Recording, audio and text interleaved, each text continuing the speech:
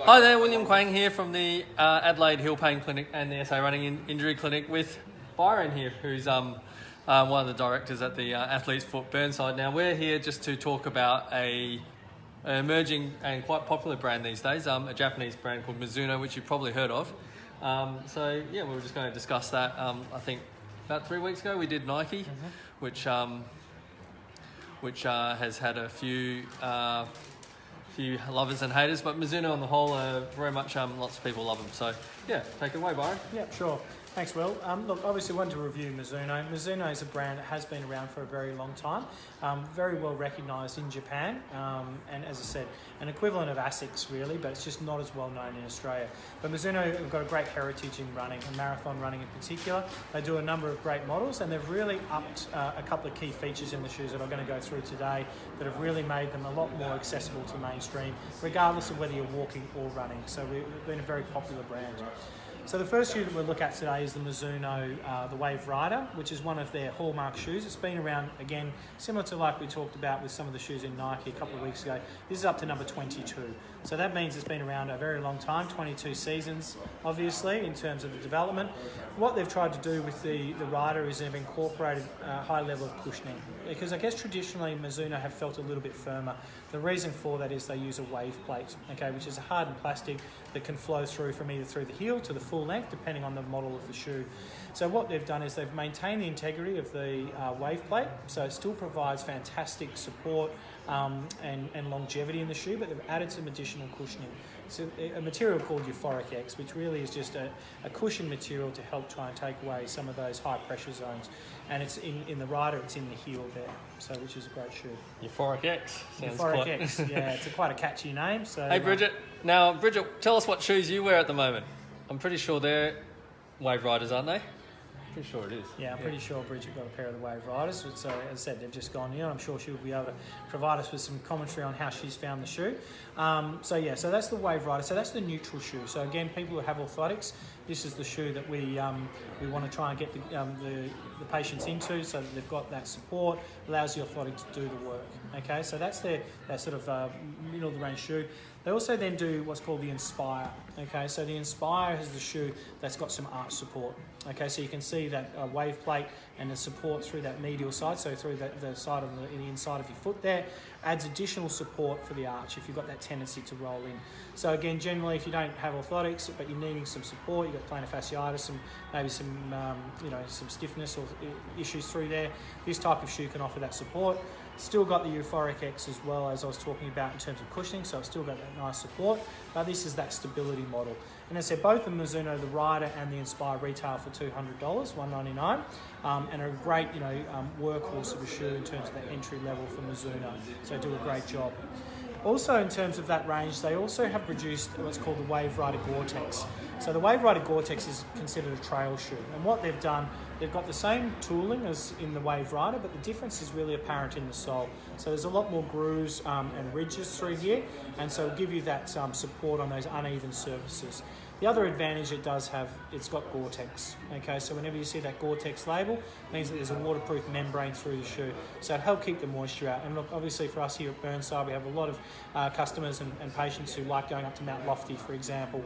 And as we know, there's been a lot of rain around, so complain about getting wet feet. So having that extra Gore-Tex liner. Just even just around the ovals, like I live near Bridgewater Oval, and I run around there, and the ovals are very waterlogged. So a shoe like that is fantastic for those situations, particularly in this winter. Yeah, absolutely. Okay, so we've got those, and then onto the sort of the flagship shoes. So the shoes that have really made the biggest impact, and one that I can certainly vouch for, is the Mizuno. It's the Wave Sky, and this is the ladies' version of this shoe. So this shoe replaced a shoe that had been around for a few years, which was called the Enigma. Again, I'd had the previous model with the Enigma, and it was a little bit firmer through the heel and the forefoot with that wave plate. So again, what the advantage of this shoe is they've added this the cloud wave. They call it cloud wave technology. So a full length cushioning throughout, as well as that Euphoric X. So what that does, the first feel when you put this shoe on, it's really soft. And I've wear tested this shoe after, certainly after about 400 kilometres, and it's showing no sign of deterioration in terms of cushioning or support. And the way we do that, we measure that through our MyFit pods, which are available at the athlete's foot as well, which measures the rate of impact when you're walking or running. And the feedback on this shoe was outstanding. So I can certainly verify the longevity of that shoe. As we were talking about earlier, it's got very plush through the heel as well, so it's great for orthotics. Quite deep in terms of the heel counter, so you can sit the orthotic right in there, but very supportive around the back. It's got what's called an Aero Hug fitting system around the top, so it still fits you quite firmly, even though the toe box is a little bit wider than previous models as well. The advantage of this shoe does come in a width as well. So in the women's in particular, we do it in a D fitting. So if you do have a fractionally wider foot, it's a nice and generous forefoot in that model as well. So this has again been the flagship shoe, Wave Sky 2, and a great shoe. So I can actually vouch for this shoe. I was really fortunate. Byron actually gave me a pair, and I've got about 8 different pairs of shoes that I run around in. And this morning I did, I think it was 4.8 Ks in it, and it is the softest shoe I've ever worn.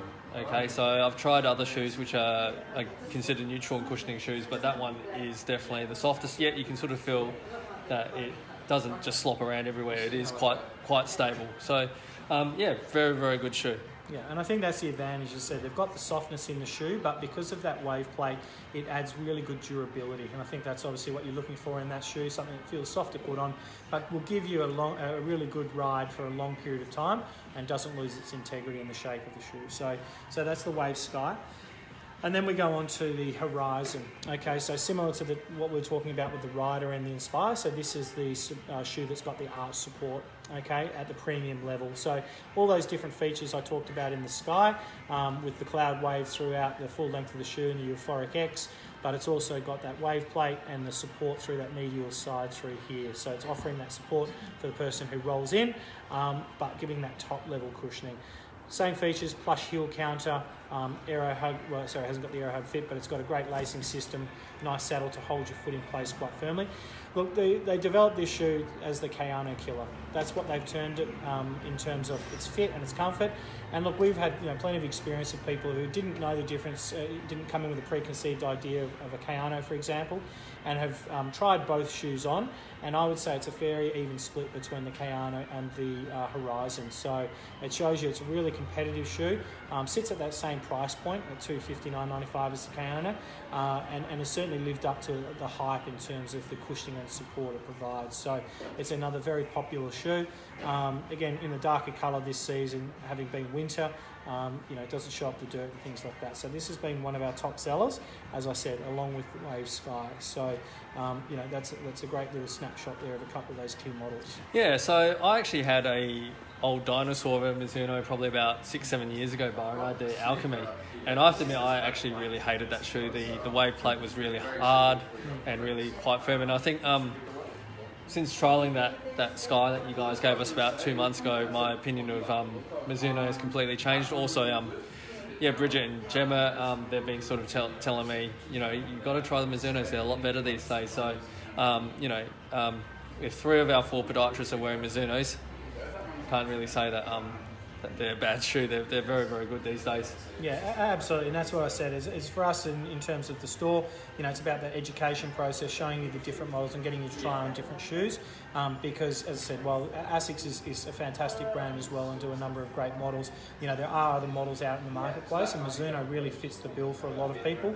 In the past, also, they have traditionally suited those people that have slightly narrower foot type as well, but they have created a little bit more width through the toe box in some of their models as well. So it's certainly worth considering if you have worn them in the past, to have a look at some of these newer models, or if you haven't worn them at all in the past, then to come in and try it there, because I think you'll be pleasantly surprised by that first feel when you put them on. You'll know that you're in a really serious running shoe, and whether you're walking or running, or you have orthotics or you don't, they do have a shoe that will meet the requirements of the vast majority of our customers.